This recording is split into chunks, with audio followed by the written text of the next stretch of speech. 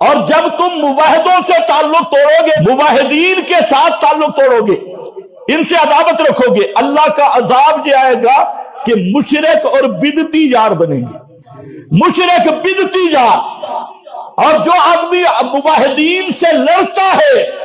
آپ دیکھ لو، میں چیلنج کر کے کہتا ہوں، جس کے دل میں موحدوں کی نفرت ہو، اہل توحید کے ساتھ لڑنا، حسد پیدا ہو جائے، اللہ اس کو سزا دیتی ہے کہ مشرک اور بدعتی اور ملحد اور اس قسم کے کٹر بے ایمان قسم کے لوگ اس کے سنگتی مجلس بنتی ہے، اس کے یار بنتے ہیں، وہ ان کا وہ غلام بنتا ہے، موحدوں سے لڑتا ہے۔ اور اگر توحید پہ پکے رہ کے اللہ کی رضا کے لیے مسئلہ توحید بیان کرو گے نا اور مشرکوں کو چھوڑ دو گے، تو پھر حضرت ابراہیم کو دیکھو، مشرکوں کو چھوڑا، ہجرت کی، اللہ فرماتے ہیں میں نے بیٹے 2 عطا کر دی۔